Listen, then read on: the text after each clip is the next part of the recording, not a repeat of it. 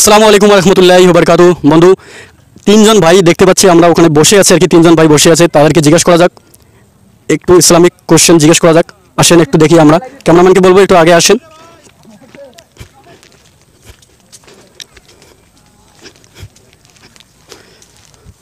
আসসালামু আলাইকুম রহমতুল্লাহি ওয়া বারাকাতুহু। ওয়ালাইকুম আসসালাম। তো ভাই কিছু ইসলামিক প্রশ্ন জিজ্ঞেস করা যাবে আপনাদেরকে? হ্যাঁ, জিজ্ঞেস করুন। পৃথিবীর আগুনের থেকে জাহান্নামের আগুন কত বেশি গুণ হবে, কত বেশি হবে? জাহান্নামের আগুন কত বেশি হবে? জাহান্নামের আগুন তো অনেক বেশি এর থেকেও, কিন্তু কত গুণ বেশি সেটা আর ধারণা। হ্যাঁ, কত গুণ বেশি সেটা ধারণা নাই আর কি। তো এই পৃথিবীর আগুনের থেকে জাহান্নামের আগুন 70 গুণ বেশি হবে। কাল কিয়ামতের দিন জাহান্নামের আগুন 70 গুণ বেশি হবে এই পৃথিবীর আগুনের থেকে। ঠিক আছে, এই পৃথিবীতে প্রথম নবী কোন নবী এসেছিলেন? প্রথম নবীর নাম কি? হযরত আদম আলাইহিস সালাম। হযরত আদম আলাইহিস সালাম না? মাশাআল্লাহ, ভাইটির উত্তর একদম সঠিক হয়েছে। অর্থাৎ হযরত আদম আলাইহিস সালাম এসেছে প্রথম নবী। এই আরেকটি প্রশ্ন জিজ্ঞাসা করা যাক, এই পৃথিবীতে কোন নবী আল্লাহ সুবহানাহু ওয়া তাআলার সাথে সরাসরি কথা বলতেন?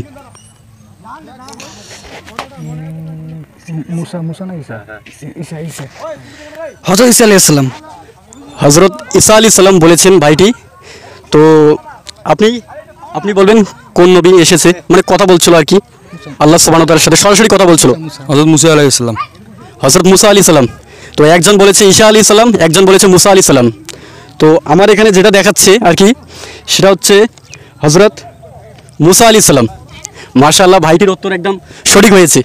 কিরকম লাগতেছে আপনাকে? খুব ভালো লাগতেছে প্রশ্নের উত্তরের অ্যানসার দিয়ে দেওয়ার জন্য। মাশাআল্লাহ, খুব ভালো লাগতেছে ভাইটাকে। তো আরেকটি প্রশ্ন জিজ্ঞেস করা যাক, মুসলিমের জাতি পিতা কে? আদম আলাইহিস সালাম। ভাইটি বলল আদম আলাইহিস সালাম। আপনি বলবেন, আপনি বলবেন, আপনি বলবেন কোন জাতি পিতা কে মুসলিমের?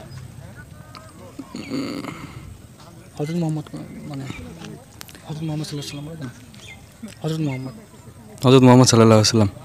হযরত মুহাম্মদ সাল্লাল্লাহু আলাইহি সাল্লাম। তো একজন বলছে আদম আলাইহিস সালাম, একজন বলছে হযরত মুহাম্মদ সাল্লাল্লাহু আলাইহি সাল্লাম। তো আমাদের এখানে যেটা দেখাচ্ছে,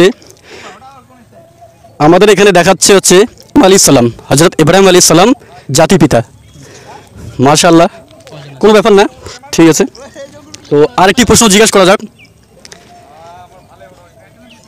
এই পৃথিবীতে কোন নবীকে আসমানে ওঠানো হয়েছে জীবিত অবস্থায়? একটু সময় দেখে। হ্যাঁ, কোনো সমস্যা নেই। নবী মারা যায়নি, জীবিত অবস্থায় আর কি উঠাই নিয়েছে আসমানে। তো কোন নবীকে আসমানে জীবিত? ঈসা আলাইহিস সালাম। হযরত ঈসা আলাইহিস সালাম। আপনি? হযরত ঈসা আলাইহিস সালাম। হযরত ঈসা আলাইহিস সালাম।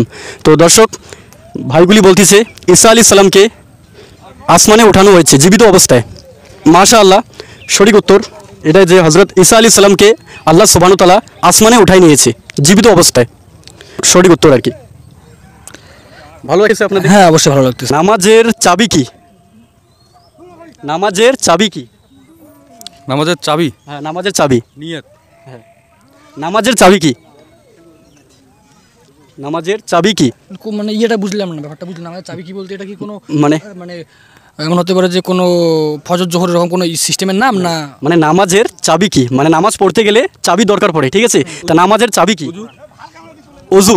উযু বা নিয়ত, নিয়তটা যদি ঠিক থাকে। আচ্ছা, নামাজ পড়ার গেলে ইমান, ইমান, এখন ইমান, ইমান, ইমান, ইমান। তো একজন বলছে উজু, একজন বলছে ইমান। তো আলহামদুলিল্লাহ, আমাদের এখানে দেখাচ্ছে নামাজের চাবি হচ্ছে ওযু। মাশাআল্লাহ, ভাইটির উত্তর একদম সঠিক হয়েছে। কিরকম লাগতেছে আপনার? খুব ভালো লাগতেছে।